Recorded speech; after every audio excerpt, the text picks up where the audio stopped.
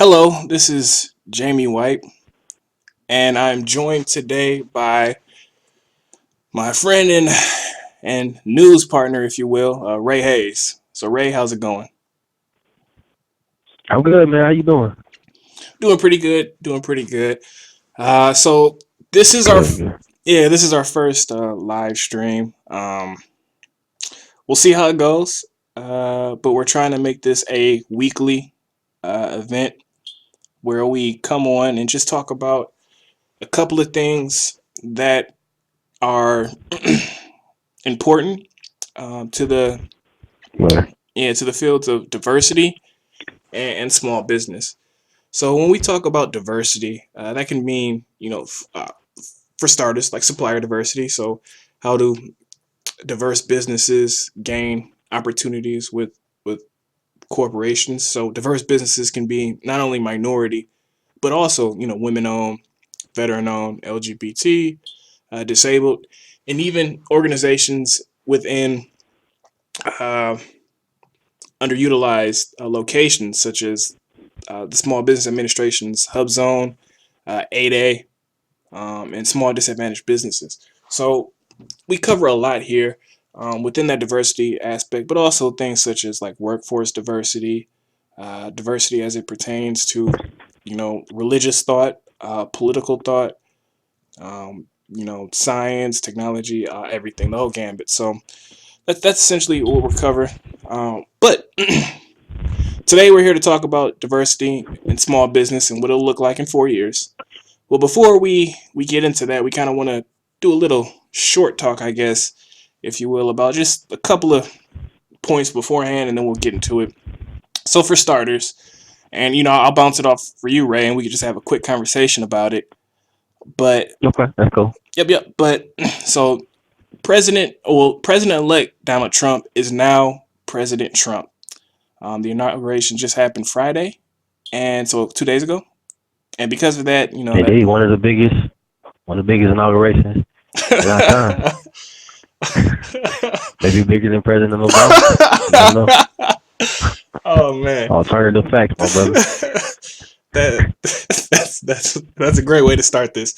But yeah, so he did get inaugurated. But I do want to talk a little bit about the women's march that happened today, right? If I'm not Right. mistaken.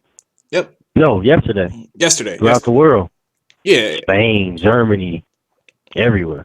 Yep. And just like a quick hot take on our thoughts as it relates to just women, the women's march, and how that pertains to Donald Trump's first couple of days in office.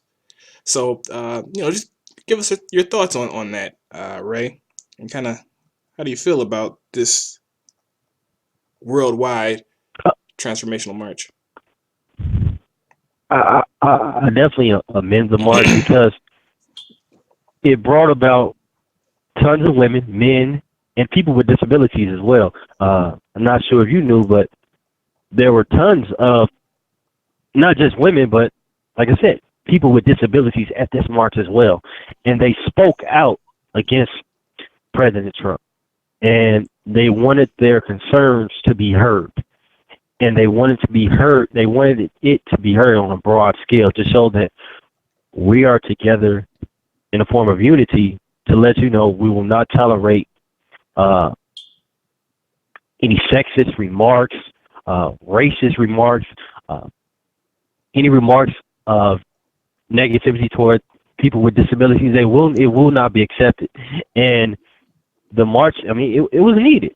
I mean, now the thing gets what's what will follow this march. Yeah, I think that's always the question. That's the main thing about everything. We Yeah, can march. We can because a march is similar to like a advertisement. It lets you know what we're about. Now let's go into production of what we plan to make this quote unquote movie about, or so to say. Let's make this movement about. yeah, it's actually a really good analogy. Yeah, that's actually really good. I like that. I'm gonna have to steal that. But Oh, go ahead. Five but dollar fee. $5 fee, okay. But no, you're absolutely correct. Like we've seen so many marches and so many movements from Occupy to Black Lives Matter, to now the Women's March. One of the ones that I am leaving out because they actually did a great job of, like as you said, marketing, advertising their movement, and then doing something as a follow up is the Tea Party. Um, Right. about a decade ago, they started the Tea Party movement, and now they have political, and business influence. And that's something that, Exactly. as of right now, neither Black Lives Matter or nor like the Occupy movement can really say. Although you can make the argument that Occupy led to like a Bernie Sanders type run, but in the end of the day, he didn't win. So how good of a movement? Well, I'm not gonna say that, but obviously there's more to be that needs to be done if you're a supporter of that. But yeah, no, I 100% Yeah. agree. So just what do we think is the I agree next? with you totally wholeheartedly on the Tea Party. How they went about marching, they went about advertising their agenda, and they followed up, and they went about having a second step. It wasn't just going back and repeating the first step and the first step and the first step, keep marching basically. It was okay, we're going to march. We're going to let you know what we're marching for.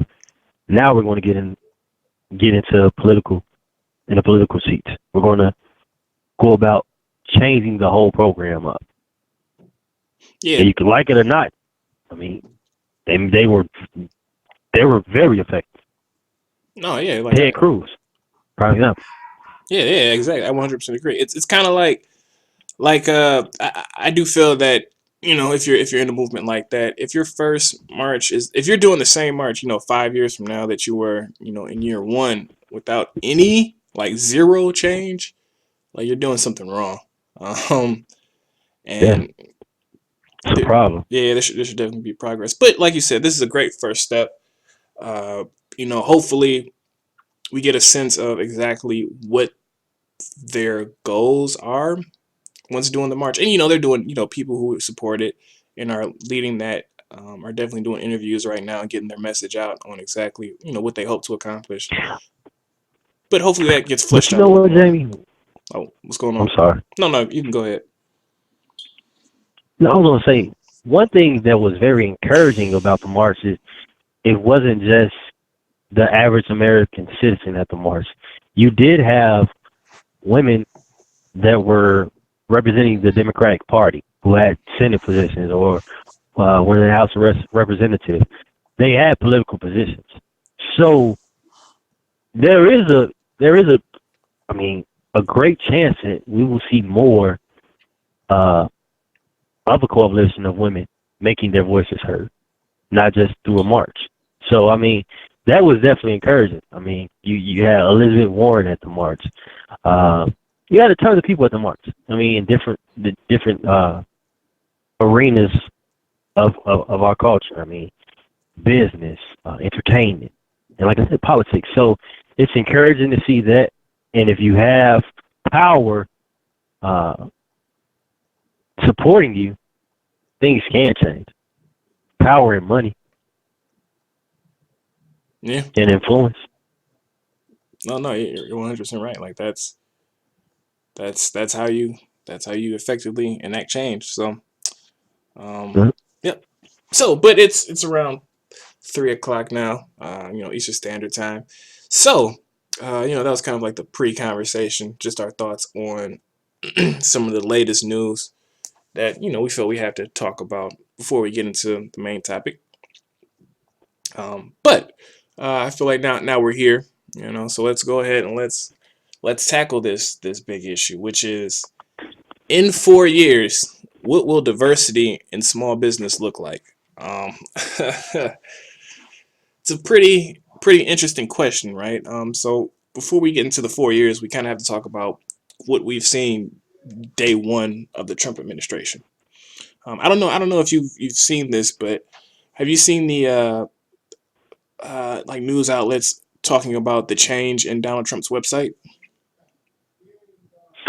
The change amongst them. Can you say that one more time? I can hear you. The change in the Trump administration's website. Yeah, yeah, I did. Okay. Yep. So You're talking about they took off. Are you talking about the WhiteHouse.gov website, or are you yes, talking about yes. Donald Trump's? No, WhiteHouse.gov. Okay, so they Yeah, got rid of the LGBT. Uh, civil rights and climate change. I guess. Yeah. Yeah. Okay. LGBT, civil rights, and climate change. They got rid of those, I guess, tabs or sections of the website. Yeah, exactly. And they replaced them with their own initiatives, which let's make it very Okay. clear. Yeah, this isn't uncommon. All Right. administrations do this. And I've also read in different places where basically they'll take it off, and then like a week or 2 weeks from now, they'll just realign, and then they'll put like he'll take off civil rights, for And example, also, realign it, and then put it back describing something else. okay. So And I that's what mean, I've also heard. that all of his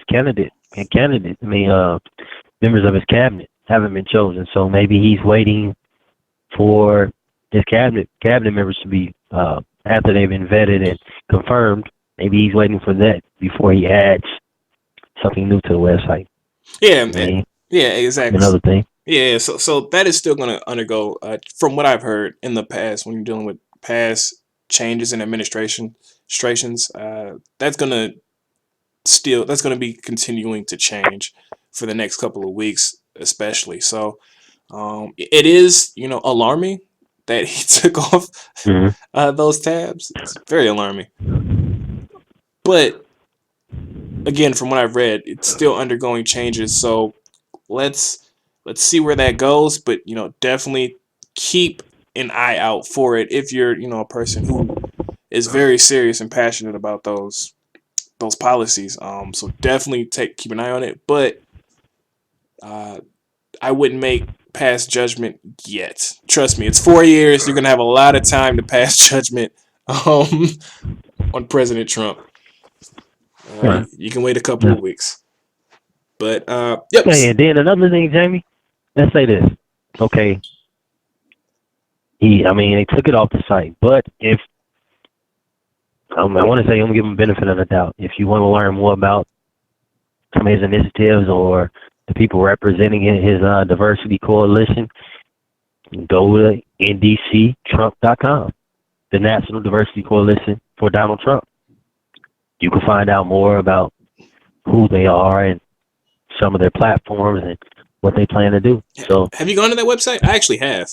yeah, Have you? I definitely have. Bruce Lavelle is the executive director, the executive director of the national delegate, and also a national delegate for the coalition. Pastor Darnell Scott, CEO. So, I mean, that list, I guess the board members, everyone's black except one person, the co-chairman, Michael Cohen. So, Yeah, it's kind of odd. I guess, can we say that can represent what he is expecting to do in 4 years? Well, now he's also got Javier from the Hispanic Chamber of Commerce. I'm not sure if he's on the Diversity Coalition, but if I'm not mistaken, he's like an advisor now. Okay.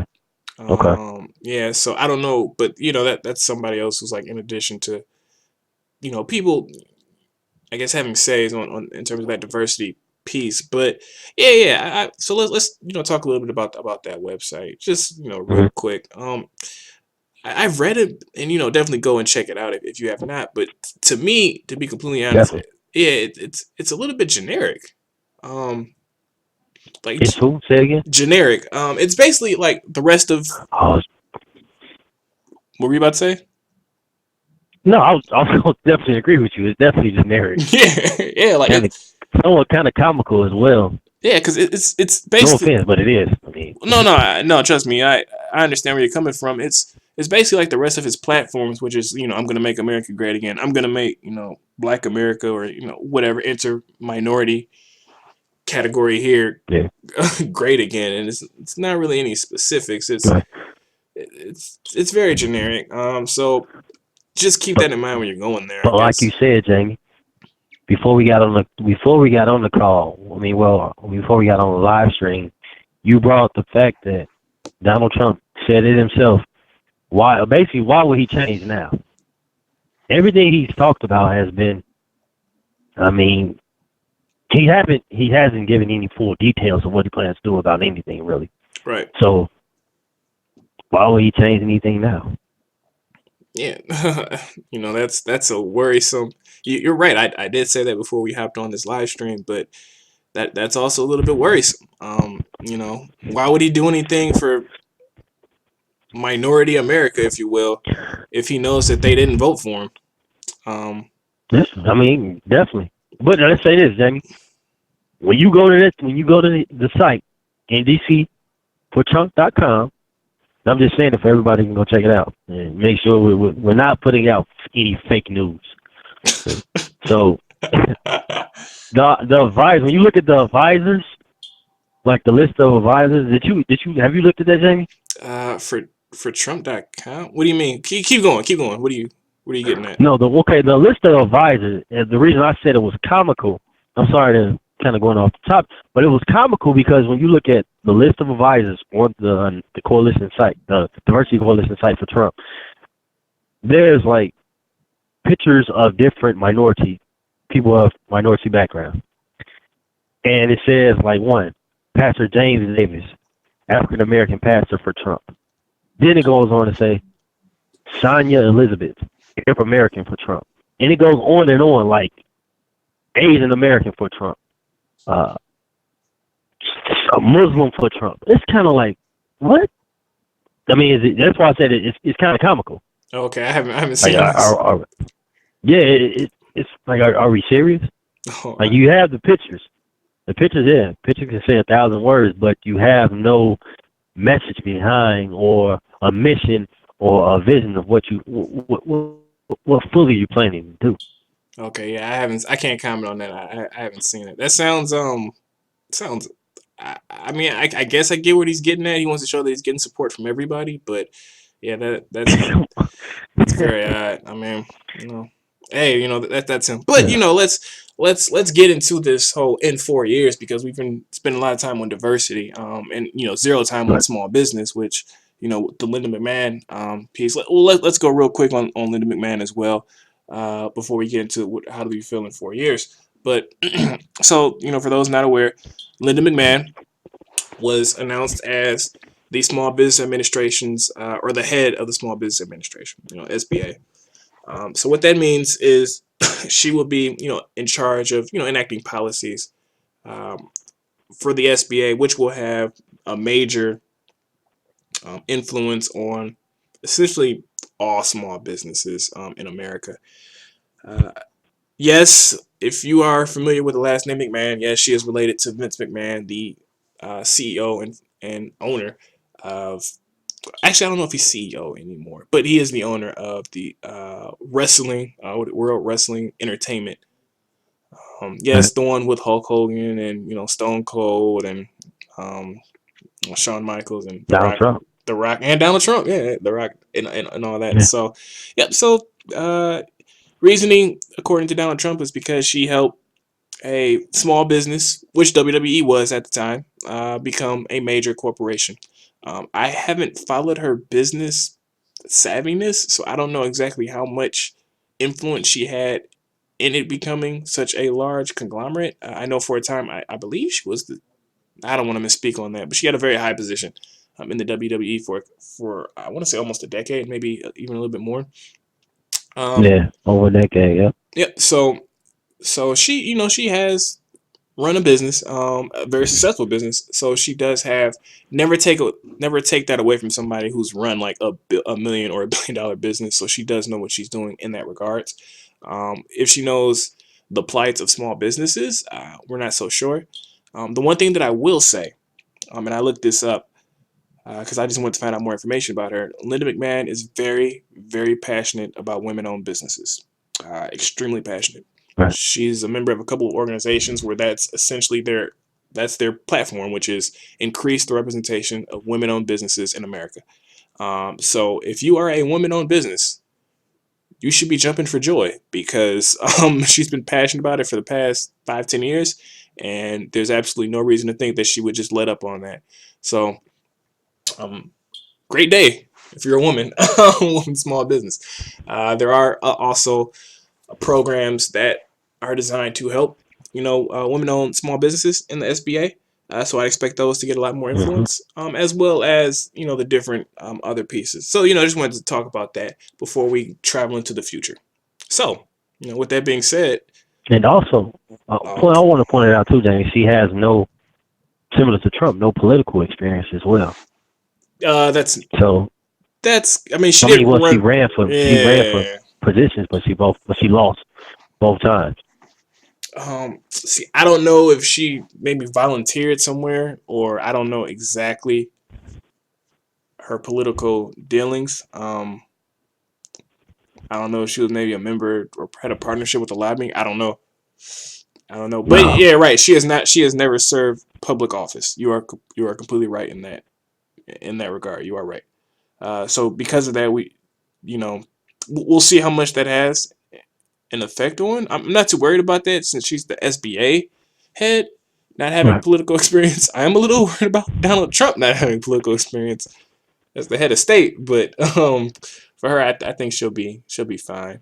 Um, if she knows what But she's doing. it seems to be a trending fact under Trump's, administration that's going. Happening now is that Trump is more about diversity of life experiences.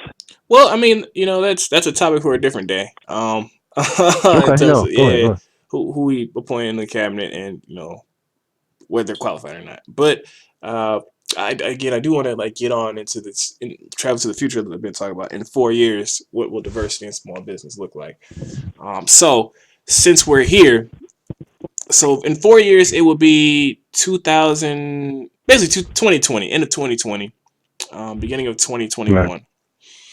What's exactly going to happen? Now let's start with small business.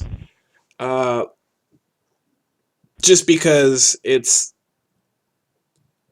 I guess, a little bit more pertinent because it affects more people. But there's a lot of there's a lot of um hold on, I lost my train of thought there. But there's a lot of people who are suggesting different ways to improve small businesses. Right. One of the biggest issues when it comes to the government and SBA is regulation. Um, Now there's regulations in differing departments. So, for example, like the EPA um, Hmm. has major regulations. So the good news is, in 4 years, what we're probably going to see is a lot of downgrading of regulations, which means a decrease in costs. What we're seeing is that a lot of small business, their confidence is has risen since Trump's election, because they understand that, based on Trump's rhetoric, he is going to eliminate uh, a lot of those regulations that have burdened a lot of businesses. As great as people feel President Obama was, he did get a little overzealous when it comes to regulations. And he was looking out for a lot of things, such as climate change, with the financial industry, getting into the issues that they got into. Increased regulations mandated that they had cash on hand so that they wouldn't hit another recession. So those regulations are I'm like 99% sure going to decrease, which means that they're going to be loaning to more small businesses now. Um, so that's going to be great for a small business with a solid track record that has a bank account, looking for additional lines of credit or maybe even a loan. So that's also going to be pretty good in 4 years. So we're going to see, probably in terms of the small business aspect, we're probably going to see a lot more opportunities, or excuse me, we're going to see lower costs, because things such as regulations, let's be honest, your healthcare, I don't know what they're going to replace it Yeah. with, but they're going to replace it with, individual wise. Like, if you're an individual who has healthcare, you might, it's a different subject, and with those 20 million people, that is going to be an issue. But for businesses, that's actually going to help out a lot. So decrease in Yeah, healthcare definitely. costs. Yep, decrease in regulations, and an increase in banks offering loans. What we're also going to see here is, when it comes to to small businesses because you've got a lot of alternative lending operations out there right now, alternative lenders who, because banks have these huge mandates when it comes to regulations, they've been able to get into this fintech, if you will, industry, and give themselves an opportunity to reach out to small businesses. Because banks will now have decreased regulations and can loan more money, these small fintech operations are going to have to get a little bit creative. So what I'm guessing is maybe a lot of them are going to fail because of this quick change. But the ones that do succeed, they're going to get a lot. They're going to become a lot more creative, and we're probably going to see a lowering of costs for small businesses and medium and mid-sized businesses looking for loans or lines of credit. So this is probably going to be pretty good for small businesses. Just looking at the terrain. So, yeah, Jamie, I did want to throw into the fact during her run, well, Linda McMahon, maybe some things she may change, but maybe expound upon as well. But during her run for Republican candidate for U.S. Senate seat for Connecticut, Right. on her campaign site. I'm sorry, go ahead. What'd you say? I said right. I was doing that time on her campaign site. I found some information. Some of the things she talked about, and a lot of her things are similar to what Donald Trump has said as well, with the fact that they wanted to end job killing regulations. I know you spoke about that. Middle class tax cuts.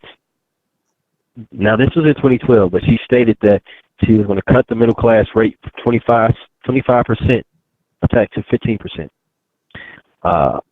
And she also talks about a level playing field for all Americans. So her things back in 2012 kind of coincide with Donald Trump's ideas of today. So make America great, and what about hiring more Americans, and the fact that bringing more American jobs back, she may coincide with that. So that may tie into her ideas for, as being the small business head of the Small Business Administration. Yeah. I mean, brought up a good one. The tax cuts. I'm a little bit. I'm not as convinced as everybody else about that. What those tax cuts are going to look like. He said he wants to simplify it and then just basically cut the taxes down to what is it? I think he said 15 or 25%. I can't remember exactly, but he wants to drastically cut small business taxes, which again, I'm not fully convinced that it's going to be that simple, and I'm not fully convinced that that will happen in 4 years. But if it does, again, that's just an added bonus for small businesses. Now, all these things are great in terms of what he's trying to do, and it seems on the surface that small businesses will benefit greatly from this. But the question really does become like, whenever you cut costs for one industry or one department, like Where's that money going to? yeah, well, not where's it going to? Where are you going to get the money to make up for that? If you're cutting taxes on small businesses, yeah, and you're losing, effectively, let's say you're losing, for example, $1 billion because you just cut taxes on small business, where that $1 billion was going to something within the federal government. So without that $1 billion, are we going to lay off public sector jobs? Like, I'm still confused as to how is he going to navigate that terrain. But as of right now, in terms of like how we're looking, and again, he said his first campaign promise was he was going to, start the repeal of Obamacare, and that was the first signature he got. So, yep. Yeah, so he is, as of right now, as of 2 days into his presidential run, he's so far kept up his promises. So he's looking to build the wall. So we can only assume that because of that, he's brought a ton of jobs to America. On the surface, Already. yeah. So he's pretty much doing what he said he was gonna do, which is a little bit scary because he said some other stuff that wasn't as beneficial. But he's a man of his word so far. So if he does that for small businesses, and let's say that he gets away, even if you throw in the tax cuts that he's promised that he's going to get, we're looking at a very, very good time in 4 years, we're looking at small businesses honestly growing like they haven't grown since pre-recession levels, um, and and that's nothing but good news for small businesses. Now let's go over to the to the right here, if you will, and let's talk about diversity. What will diversity look like? Now this is a little bit more of a complex issue because Donald Trump has, well, so in the beginning he said all the wrong things, but now he's saying all the right things, right? He's meeting with, well, I mean, I don't even know what to. Well, let's be careful. Okay, Yeah, is he let's. really saying all the right things now? Well, yeah. Granted, yes, he's meeting with Does these he mean it? so-called Yeah, does he mean it? leaders. The question is he saying the right Yeah, thing? does he mean it? Yeah. In question, another thing is he meeting with the right quote unquote leaders, or I mean, is he just doing it for just face value? I mean, who wouldn't want to meet Jim Brown? you know, who wouldn't want? Yeah, but I Who mean, that's wouldn't the want to meet thing. Kanye? Jim Brown has the American organization. I Jim mean, Brown, could we say he's looking out for himself at the end of the day still? nah, Jim Brown is actually like, Ray Lewis.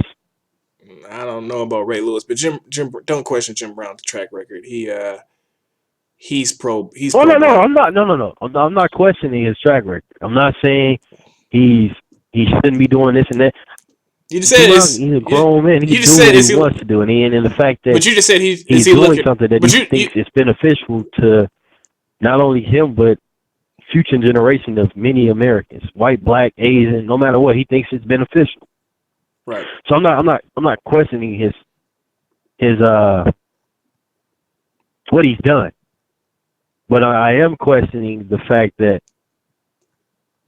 how could meeting with Jim Brown and Ray Lewis, and I mean, only reason I'm saying these two because they met at the same time. They were there at the same time. What exactly is this going to do? What meeting with Steve Harvey, and I know Steve Harvey talked about things they're going to do in the city of Chicago. With Donald Trump, that's what they sat down and talk about certain initiatives they would accomplish in the city of Chicago with all the violence and helping out the youth. Why not meet with people who are already doing these certain initiatives in these local communities? Why not meet with them instead of the big name figureheads? That's why I say our quote unquote leaders. I mean, But go ahead, Jim. I'm sorry. no. When it comes to diversity, I don't know. Look, all right, that's a question you'd have to ask his diversity coalition because they're the people who are supposed to be advising him and telling him, hey, these are the people you need to meet with in the Black and Hispanic community. Agreed. So I honestly don't fault Donald Trump because here's what I look at. Yeah, as Donald Trump, when he got elected, he got he builds his cabinet off of the people he trusts within his network, right? And as a rich, let's be honest here, as a rich white guy from New York, he's going to build his network with a bunch of rich white people because that's just who he's around. He also took the right steps in creating a diversity coalition because the diversity coalition are the people who are supposed to be telling him, hey, when you're trying to do things, don't forget about Black and Hispanic people or whoever. And when you're trying to reach out to these Right. people, these are the people you got to reach out to. Now, if they sat him Right. down and he completely ignored them, then yeah, that's on Donald Trump, and we'll never know that. But unless Diversity Coalition tells us, which they don't seem like the type of people who would tell us something like that. But not take that as you will. But they're the people supposed to be sitting them down and to let them know these are the people you have to talk with if you want to get real change, if you want real change to happen in these communities. So if they're meeting with, Jim Brown, who I think Jim Brown is fine and Ray Lewis is fine. Kanye, I have no clue. I mean, he does do things in Chicago when it comes to like artistic, Well, no, but Kanye is the these leader. aren't, I mean, one of yeah, the leaders of hip hop. right. But and then Steve Harvey or whatever. But they should be the ones telling him exactly who to meet with and who and how to effectively enact change. But so if he thinks this is the right thing to do, I'm squarely looking at the Diversity Coalition and saying what's going on. why are you telling him to meet with these select people? So I think again I can't on this one you can blame Donald Trump for a lot of things. You can blame him for a lot of things, but But you think this one is he's no, one? no, it's kind of like when people love to blame President Obama for everything, like everything that went wrong. Right. They would say, "Oh, President Obama isn't doing this. President Obama isn't doing that." Well, no, President Obama has a team around him, and they advise him on certain, actions to take, and he takes their advice and does with them with it what he will. And President Obama doesn't know everything, so sometimes when people advise him on things, and he takes that and then does whatever he will with it, like that's you gotta look at the person who's advising him, who's supposed to be an expert in that. And I'll say the same thing with Okay. President Trump. Like, You you said they now the people advising are supposed to be experts in what they're doing, correct? yeah, So looking at his diversity coalition board members, right. are they experts of going about finding diverse candidates or experts in the field of diversity? Well, they're supposed to be experts. So the entire purpose of the diversity They're supposed to be. well, Keyword. the entire purpose of the diversity coalition is to help guide Donald Trump when it comes to creating policy that will positively affect the minority community. We'll just keep it very basic at that. So that's their job. So in that regards, when Donald Trump says, "Okay, we need to do something for the black community, for example, or just minority community," keep it very basic. In theory, he's supposed to go to them. They're supposed to work out. All right, who are we going to meet with? What areas are we going to target? And what policies do we want to really create or add on to make sure that the minority community can grow effectively, and that's their job, to advise them and navigate those whole policy aspects. So I'm assuming that they're the ones who's telling him to meet with Jim Brown. Now, again, if they're not, then this is 100% on Donald Trump. But if they're not, then as the diversity coalition, it's their job to say, "Hey, we're trying to advise him, and he's not listening," so that our community can be aware of what's going on, so we can effectively respond to that. But if they're not saying anything, we can only assume that they're the ones telling him, "Hey, meet with Steve Harvey. Hey, meet with Ray Lewis. Hey, meet with Jim Brown." Um, and we pretty much have to like take it from there. So but with that being said, diversity in 4 years. So if we're looking at this, it does seem like Donald Trump is going to make this an entertainment sport, if you will. Linda McMahon. But Nah, I was okay. Entertainment, yeah, but like I said before, it's well, let me finish. diversity seems to be based upon life experiences. It's not about color or race. It's more about different perspectives. Linda McMahon, she ran the WWE or previously the WWF. I mean, you have a list of people who DeVos, the Secretary of Education, in Detroit. She doesn't have a background in public schools. She doesn't really know much about higher education or the issues in higher education. So, but they bring different perspectives to these positions. So diversity, can we say under in these 4 years, it may not be solely what we consider diversity is now.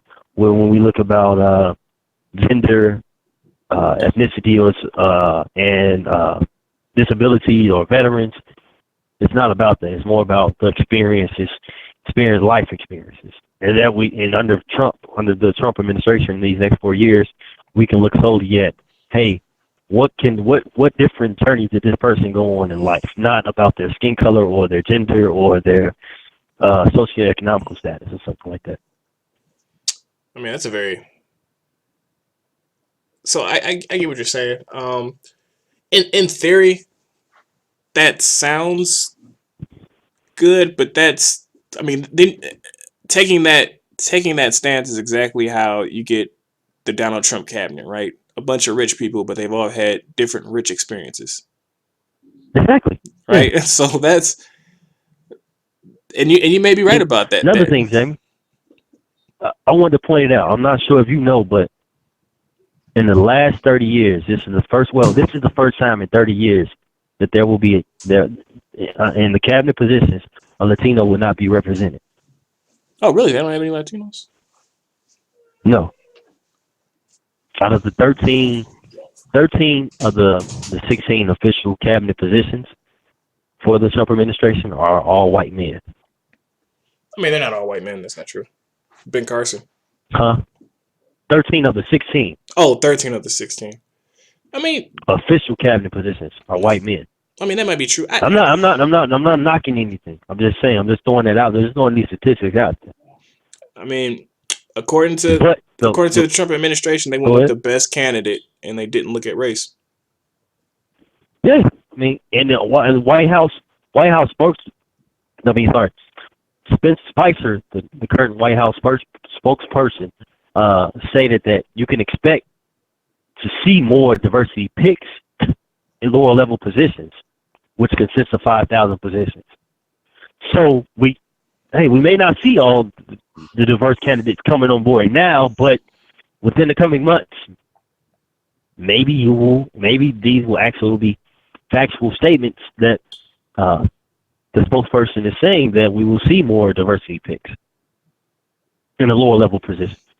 Yeah, man. I Just mean, not in the top cabinet positions. I mean, yeah, it's early, so yeah. I mean, maybe. I mean, I don't fault Donald Trump for picking 13 out of 6. I mean, white rich guy from New York. I'm surprised all 16 weren't white guys. Honestly.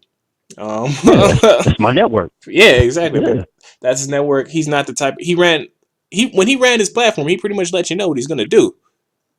yeah. So he never said he was gonna look out for Hispanics. He said he's looking out, like he's gonna make But his America great. coalition, Yeah, I mean, yeah, you but would. when you look at his coalition, it's showing that they may. Well, yeah, I mean, the Diversity Coalition. Hey, as of right now, the Diversity Coalition is doing a bad job. But in 4 years, what we're gonna see is when it comes to diversity, I really do believe that diversity as we know it is going to change in the government. Now, here's a little Definitely. here's a little tricky situation here. Um, Hmm. I believe corporations are going to double down on diversity. I believe for the first time we're going to see. Oh, jeez, yeah. Well, for the first time we're going to see corporations taking a stance where they're uh, looking to hire more diverse candidates on their own without any type of government mandate. And they're going to do that because, well, honestly, they have to. I mean, when you look at the population in terms of the people who are qualified for their position, I mean, they're just going to have to. So because of that, corporations are going to do that on their own. I do want to point one thing out. For example, I was looking at Hmm. the Federal Reserve of San Francisco, and they were talking about how Uh-huh. 80% of their new hires were white males for a long time, and they were like, they were always talk about how the you know applications in the pipeline, that's pretty much why they had 80% because 80% of white guys are the ones who are coming out of college, and qualified for their positions. What they did was they sat down and they did research on exactly how many qualified candidates were coming out and what their actual breakdown was. And they said that when they actually sat down and did it, they found that it was actually Hmm. a 60-40. So 40% of the qualified candidates were actually women that were graduating college each year. But yet 80% of their funnel was white guys. So because of that, I mean, obviously, like long term, you just can't survive like that, especially when your applicant pool is different than what you're accepting. So because of that, they were able to expand on that and kind of meet or reflect what the application pool was. So what we're going to see here in Hmm. corporations is they're going to have their own mandates, kind of like the tech industry, but it's just going to waterfall out where people are going to want to enlist more diversity uh, just on their own. Not every corporation is going to do that, but I do think that corporations in general are going to Some of be, them, all right. yeah, corporations in general are going to be the ones who are promoting that more so than the government, because I don't see the government doing a lot for diversity unless there's some gain that I can't see right now for them. Yeah. I believe that Donald. It, it, Yeah, what you about to say? no, no, go ahead, James. I'm sorry. No, no. I just believe that Donald Trump. There's absolutely no reason why I would believe Donald Trump's going to change, because he hasn't changed for the last what year? I would say year and a half since he's been running. About a year. About a year. Yeah. Right. So since he hasn't changed, we can expect to happen is this: we can expect Donald Trump to continue to blame the media for diversity issues. Yeah, definitely. Yeah, and that's diversity for the next 4 years. Whenever people But talk, also the fact that when you said that more organizations or businesses won't have a mandate to hire more diverse candidates, but they'll just do it. I think they'll also, I no, mean, no, they're there they're won't there starting to won't be realize. no, no, I didn't say that. I said there won't be a government mandate. Right, I'm sorry, government mandate. Right, right. Uh, But the fact that a lot of organizations and businesses have come to realize that it's a global market, and the face of our country is slowly changing more and more as time goes on. I mean, we're becoming quote unquote a global, minority majority. right. The fact that we're having the influx of Mexican Americans, the population growing constantly, year by year. So organizations and businesses are not oblivious to this fact. They see this, therefore they will, like you said, things will change, and we can't expect the government to do make miracles happen when technically they have never made miracles happen so far under any president. So I mean, you can just expect, like you said, I mean, I totally agree with you. You can expect to see changes amongst organizations with their missions and visions, and then, I mean, in their hiring process. Yeah, yeah. Now, with that being said, on the diversity aspect, I believe that that's true for workforce diversity, um, especially with honestly, with Donald Trump getting bringing a lot more jobs and keeping jobs in America. I do believe that there's going to be corporations are going to waterfall that to a lot of minorities. Um, in the long run. Geez, I. With that being said, when it comes to supplier diversity, so um, diverse businesses, I do. That's where we get a little bit tricky, because Hmm. workforce diversity is different than supplier diversity, because now you're purchasing from diverse businesses, and that's minority, women owned, veteran owned, etc. So that's right now that one's up in the air in terms of what it's going to look like in 4 years. It's not going to look like how it looks today. I do believe that you're going to need to have a better and more effective business case for supplier diversity, because we're moving into a time where because the people who are looking to hire diverse candidates are different than the people who are looking to buy from diverse businesses. And Hmm. when it comes to that ilk, in terms of like purchasers and whatnot, there's going to be a lot more pushback. I mean, there's always been pushback because you purchase from the guy that you know, right? Okay. It makes sense. Um, unlike if you hire somebody for I don't know 50,000, that's a lot different than if you hire a business for the same amount, because there's just a lot more that you have to deal with. But so because of that, we're looking at supplier diversity initiatives that are going to have to get a lot stronger. And I talked about this in the email that I sent out in regards to how supplier diversity, just needs to. I think we're on the right path, but I just think that there just needs to be a little bit more of a community aspect in terms of how to grow your supply diversity program efficiently. But I won't get too in depth on that. But the only thing I will say is that in 4 years, supplier diversity will change in terms of how you do business with a diverse supplier and why. And it can either go up or it can go down depending on this next year and kind of how things Mhm. progress. But um, just know that it's going to change, and to be completely honest, it's probably going to be a lot harder to promote these supply diversity initiatives because people are going to be like, the world isn't racist anymore or whatever. Well, the world, we don't care about that anymore. Trump's elected. Now it's all about, who has the best bottom line. Even though when it comes to business, that's not how it works because the best business, I don't care what race you are, white, black, whatever it's meant. The best business doesn't necessarily get that contract. It's all about networking and it's all about the people you know. And Okay. and if that's going to become more of a play into it, hey, most white guys in purchasing know white guys in business. So Right. and that's going to happen. So it's going to be a little bit. It's going to be some more harder pushback than it was in the past. Um, but I do think that if the business case is made correctly, and I do think that it's more than possible, we can see a boon to within the supply diversity programs because I do feel that corporations wise, we're just talking strictly business. We are looking at Mhm. we are probably looking at some good growth coming to us in the next future. So there's going to be opportunities. Um, these programs just have to be in position to take advantage.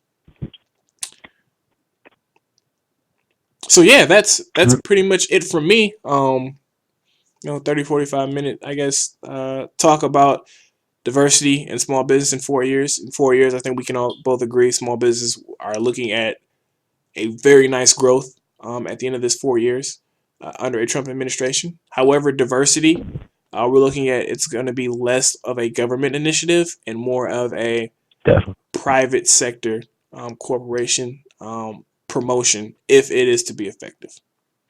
So Couldn't have said it better, Jamie. Good job, man. probably could have just said that and then just Touche. left. So Huh? Then that's drop the mic, my man. yeah. But yeah. So that this is our first live stream. I think I actually really like this. We But yeah, one bad, yeah. yeah. I think this is something we should probably do a lot more often.